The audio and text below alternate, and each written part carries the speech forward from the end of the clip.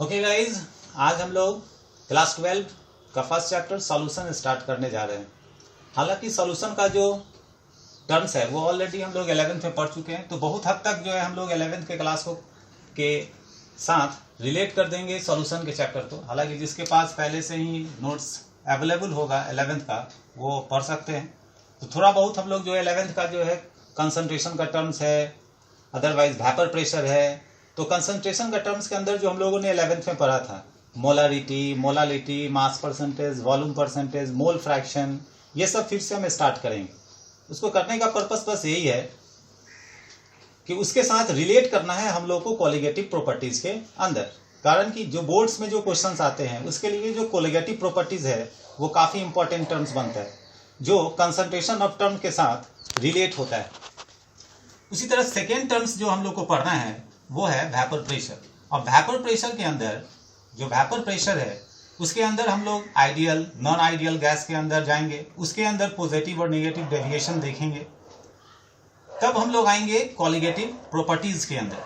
तो colligative properties जैसे अभी हम लोग बता चुके हैं कि कोलिगेटिव प्रॉपर्टीज के अंदर जो ये चार टर्म्स है आपका, first relative lowering in vapour pressure, elevation in boiling point, depression in freezing point, osmosis and osmotic pressure.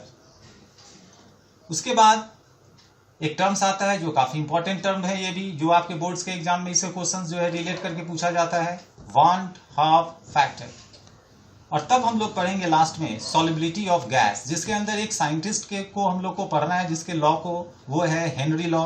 हालांकि ये जो सॉल्युबिलिटी ऑफ गैसेज है वो एनसीईआरटी में पहले ही दे चुका है, लेकिन हम लोग डिस्कस करेंगे, लास्ट टॉपिक बनाएंगे इसको सॉल्युबिलिटी ऑफ गैसेज को, जिसके अंदर हम लोग हेनरीज लॉ को डिस्कस करेंगे। तो पहले हम लोग थोड़ा बहुत जान ले कि सॉल्यूशन होता क्या है। हालांकि ऑलरेडी आप लोग 11th में ये सब चीज पढ़ चुके हैं, फिर भी हम लोग थोड़ा बहुत उसको कंपाइल करके देखते हुए आगे चलते हैं कि व्हाट इज सॉल्यूशन और सॉल्यूशन होता क्या है।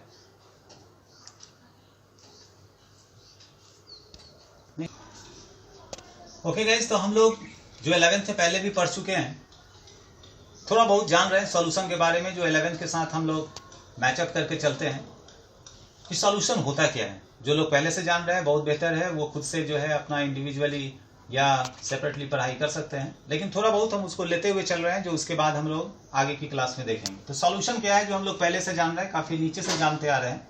सॉल्यूशन हम लोग ये भी कहते हैं कॉमनली कि साल्ट एंड शुगर को मिला लिए सॉल्यूशन बन गया, कह सकते हैं, कोई प्रॉब्लम नहीं है। तो सॉल्यूशन में जो मेन टर्म है आपका वो है it is a homogeneous mixture of two or more substance. Homogeneous कहने का पर्पस क्या हुआ, what is the meaning of homogeneous. तो होमोजीनियस कह सकते हैं, होमो जैसे हम लोग जानते हैं कि सेम होता है, तो homogeneous that is called uniform की बात अगर करें कि uniform mixture of two or more substance which lose their individual properties and cannot be separated by simple method। मान ले कि आप लोग जैसे आप लोग बताते हो कि शुगर एंड वाटर को ही, तो वो सिंपल मेथड के थ्रू आप उसको सेपरेट नहीं करते। जैसे क्या है कि आपने फिल्टर ले लिया और फिर जो है शुगर एंड वाटर का सॉल्यूशन तैयार किया और उसको फिर क्या किया, छान लिए, तो क्या शुगर अलग और वाटर अलग। ये प्रोसेस के थ्रू हम लोग होमोजीनियस मिक्सचर के अंदर कभी भी सेपरेशन नहीं दिखा सकते हैं, जिसको हम लोग परफेक्टली सॉल्यूशन कहते हैं। तो होमोजीनियस जिसको यूनिफॉर्म, जैसे कहने का मतलब क्या है कि एक बीकर लिए और बीकर में अगर हम लोग सॉल्यूशन तैयार कर लिए तो किसी भी कॉर्नर में किसी भी जगह से उस बीकर के इसको लेफ्ट साइड का कॉर्नर हो अदरवाइज राइट साइड का कॉर्नर हो, कहीं भी अगर उसका हम लोग अमाउंट निकाल कर देखें तो जो भी अमाउंट्स होना चाहिए उसमें जो है सॉल्यूट या सॉल्वेंट का जो अमाउंट हो वो यूनिफॉर्म होना चाहिए। That is called homogeneous mixture. ये टू और मोर सब्सटेंस की जो बात हम लोग कर रहे हैं, हम लोग को सिर्फ टू ही सब्सटेंस पूरे में देखना है, उसके ज्यादा का देखना नहीं है, जिसको हम लोग बाइनरी सॉल्यूशन के नाम में जानते हैं। तो बाइनरी का मतलब ही होता है two, binary solution only two components. उसके बाद हम लोग थोड़ा बहुत चेक कर रहे हैं यहां पर कि loses their individual properties like this, कि अगर हम लोग यहां चेक करें कि A plus B gives to C, that means A जो है, A की जो प्रॉपर्टीज होगी, B की जो प्रॉपर्टीज होगी, वो जो प्रॉपर्टीज है वो लूज कर और ये C में कन्वर्ट हो जाती है। दैट मीन्स कि C इज द सॉल्यूशन ए अगर मान ले कोई सॉल्यूट है, सॉल्ट को ही ले ले, बी वाटर को ले ले जो सॉल्वेंट है, तो ये दोनों अपनी प्रॉपर्टीज को, इंडिविजुअल प्रॉपर्टीज को लूज कर ये सॉल्यूशन में कन्वर्ट हो जाती है। वही यहाँ लिखा हुआ है कि विच लूजेज देयर इंडिविजुअल प्रॉपर्टीज। तो ए और बी अपनी प्रॉपर्टीज को लूज करके और सॉल्यूशन में कन्वर्ट हो जाता है, जिसको हम लोग सिंपल मेथड, फिल्ट्रेशन हो, डिस्टिलेशन हो, इस सिंपल मेथड के थ्रू जो हम लोग यूज करते हैं उसके थ्रू हम लोग इसको कभी भी सेपरेट नहीं कर सकते हैं। क्योंकि अभी पहले भी कह चुके हैं कि हमको इसके अंदर सिर्फ और सिर्फ टू कंपोनेंट्स के बारे में ही जानना है, जिस टू कंपोनेंट के सॉल्यूशन को हम लोग बाइनरी सॉल्यूशन कहते हैं। सॉल्यूशन में जो दो फैक्टर होता है जो हम लोग पहले से जानते हैं, जो दो कंपोनेंट होता है, एक का नाम सॉल्यूट दिया जाता है, दूसरे का नाम सॉल्वेंट दिया जाता है। सॉल्यूट उसे कह रहे हैं जो स्मॉलर अमाउंट में हो, सॉल्वेंट उसको कह रहे हैं जो लार्जर अमाउंट में हो सॉल्यूशन के अंदर। अब देख लेते हैं एग्जांपल्स के थ्रू कि 20% साल्ट सॉल्यूशन का मतलब क्या हुआ। तो 20% salt solution that is 20% salt and 80% water. तो इसमें से स्मॉलर अमाउंट किसका है? सॉल्ट का है। तो ये जो स्मॉलर अमाउंट सॉल्ट का है दैट इज कॉल्ड सॉल्यूट, और ये जो आपका 80% लार्जर अमाउंट है इस सॉल्यूशन में दैट इज कॉल्ड सॉल्वेंट। तो जिसका भी ये स्मॉलर अमाउंट होगा, जिस कंपोनेंट का स्मॉलर अमाउंट होगा सॉल्यूशन के अंदर उसको सॉल्यूट कहेंगे, जिस कंपोनेंट का लार्जर अमाउंट होगा सॉल्यूशन के अंदर उसको हम लोग सॉल्वेंट कहते हैं। दूसरे एग्जांपल में हमने यूज किया है कि 50% शुगर सॉल्यूशन। तो 50% sugar solution that means 50% sugar and 50% water. तो यहां हम लोग किसी को भी सॉल्यूट और सॉल्वेंट कह सकते हैं। यहां पर प्रॉब्लम ये है कि ये सॉलिड फॉर्म में है और ये लिक्विड फॉर्म में है, तो दोनों अलग अलग फॉर्म में है, दोनों अलग अलग फॉर्म में इक्वल अमाउंट में है। तो यहां ये नहीं कह सकते कि यही सॉल्यूट है और यही सॉल्वेंट है। और इसका यूज कैसे करना है आगे हम लोग क्लास में देखेंगे कि अगर इक्वली हो तो कैसे यूज करते हैं। कंसंट्रेशन का टर्म भी हम लोग जो है 11th में पढ़ चुके हैं। तो कंसंट्रेशन का जो टर्म्स था जो पहले पढ़ चुके हैं, तो इसको हम लोगों ने दो पार्ट्स में पहले बनाया है, एक वॉल्यूम रिलेटेड और दूसरा मास रिलेटेड। कहने का मतलब क्या कि वॉल्यूम रिलेटेड टेम्परेचर के ऊपर डिपेंड करता है। वॉल्यूम रिलेटेड, फिर से कह रहे हैं, याद रखना कि वॉल्यूम रिलेटेड टेम्परेचर के ऊपर डिपेंड करता है, बट मास रिलेटेड टेम्परेचर के ऊपर डिपेंड नहीं करता है। फिर से बोल रहे हैं कि वॉल्यूम रिलेटेड टेम्परेचर के ऊपर डिपेंड करता है, मास रिलेटेड टेम्परेचर के ऊपर डिपेंड नहीं करता है। तो वॉल्यूम रिलेटेड के अंदर क्या क्या आना है? तो वॉल्यूम परसेंटेज जिसको हम लोग V/V लिख रहे हैं, वेट बाय वॉल्यूम परसेंटेज जिसको W/V लिख रहे हैं, मोलरिटी, नॉर्मलिटी, ये सारा चीज हम लोग 11th में देख चुके हैं। तो दैट मीन्स कि ये जो चार टर्म है मेरा, volume percentage, weight by volume percentage, molarity, normality, ये सब के ऊपर टेम्परेचर का इफेक्ट होता है।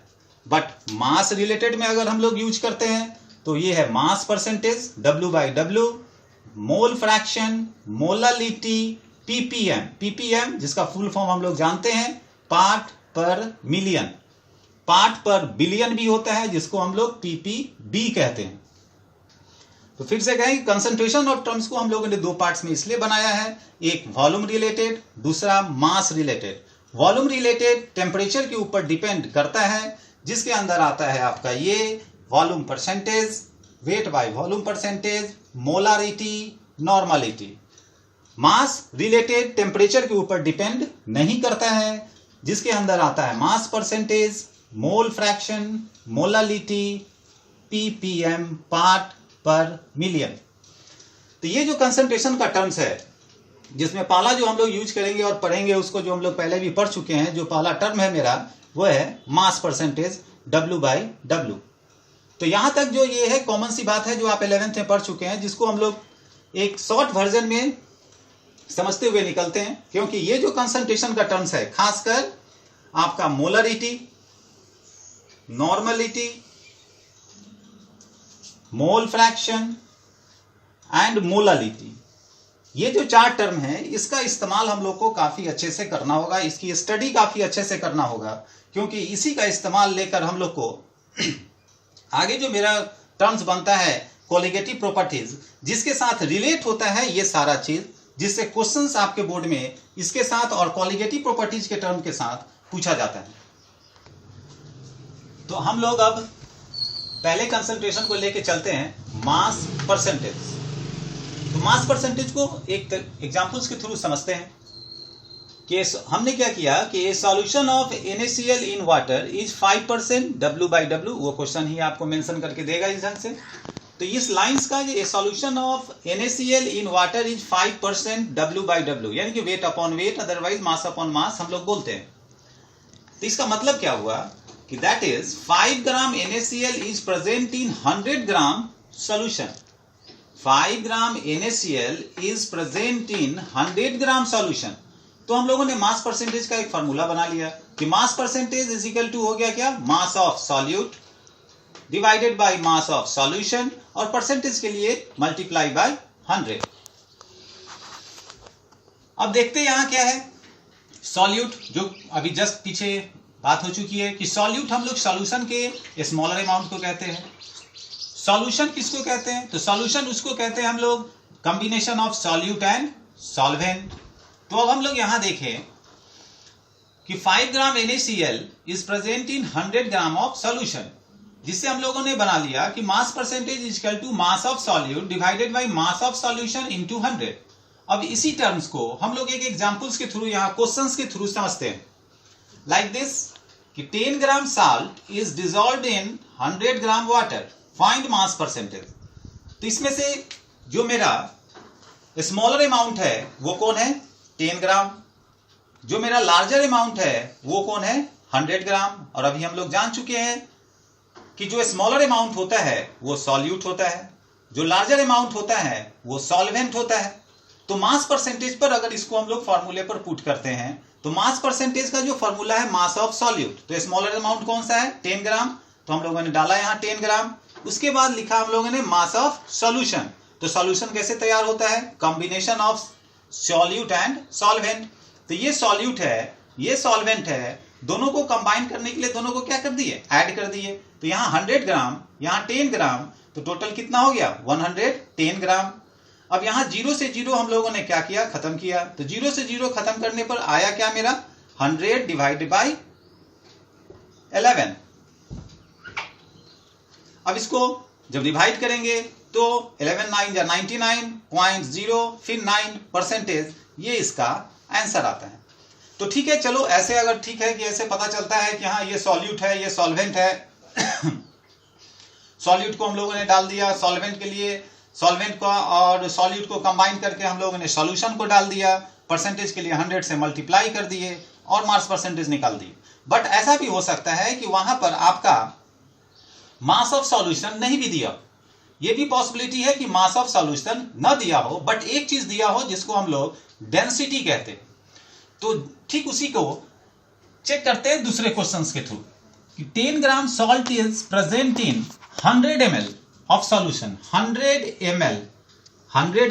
ml जैसे ही आया दैट मीन्स ये वॉल्यूम को इंडिकेट करता है। तो 10 gram salt is present in 100 ml of solution. तब यहां पर हम लोगों ने फाइंड किया है मास परसेंटेज, जहां डेंसिटी को नोटिफाई किया गया कि density of solution is 1.2 gram per millilitre. तो मास परसेंटेज जो हम लोगों ने फॉर्मूला यूज किया था, मास of solute divided by mass of solution into 100। तो मास ऑफ सॉल्यूट ये तो दिख रहा है यहां 10 ग्राम, मास ऑफ सॉल्यूशन मेरा दे नहीं रखा है। तो अब इसको यूज कैसे करें वॉल्यूम को, तो हम लोगों ने क्या किया कि जब मास ऑफ सॉल्यूशन नहीं है, वॉल्यूम है मेरे पास और डेंसिटी है, तो हम लोग जानते हैं, we know that density is equal to mass by volume होता है। तो यहां से मास को अगर हम लोग बाहर कर दे तो डेंसिटी इंटू वॉल्यूम होगा। तो डेंसिटी मेरा 1.2 ग्राम पर मिलीलीटर है, तो 1.2 ग्राम पर मिलीलीटर ये हो गया, इंटू वॉल्यूम, वॉल्यूम मेरा 100 ml है, तो मल्टीप्लाई कर दिए 100 ml से, ml और ml मेरा क्रॉस हो गया। तो आया कितना मास ऑफ सॉल्यूशन मेरा 120 ग्राम। तो अब मेरा मास ऑफ सॉल्यूशन मिल गया। तो हम लोग यहां पुट कर दिए कि mass percentage is equal to 10 gram and 120 gram. दोनों को फिर क्या किए, डिवाइड किए। डिवाइड करने के बाद जो नेट परसेंटेज आया सो ये आया। तो मास परसेंटेज की यही बात है कि अगर सिंपली आपका सॉल्यूट दिया हो, सॉल्वेंट दिया हो, फिर मास परसेंटेज निकालना हो, डायरेक्ट हम फॉर्मूला का इस्तेमाल करें और निकाल सकते हैं। या ऐसा भी पॉसिबिलिटी है कि आपको जैसे यहाँ वॉल्यूम दिया हो और डेंसिटी भी दिया हो, बट मास ऑफ सॉल्यूशन न दिया हो, तो पहले हम लोग डेंसिटी के थ्रू मास ऑफ सॉल्यूशन को निकाल लेंगे और तब जाकर उसके ऊपर पुट करके और सॉल्व करेंगे मास परसेंटेज को। तो इसी तरह से अलग अलग थोड़ा थोड़ा चेंज करके हम लोग इसके ऊपर डिस्कस करते हैं। तो इस क्लास में जो भी हम लोगों ने बात किया है, इसको जो लोग पहले से जान रहे हैं वो खुद से नोट्स बना रहे हैं, बनाइए, ज्यादा बेहतर है। आप समझो, यहाँ पर नोट्स बनाने का काम आपको खुद करना चाहिए, जिससे ज्यादा आपको बेहतर और ज्यादा आपको स्टडी करने में अच्छा होगा।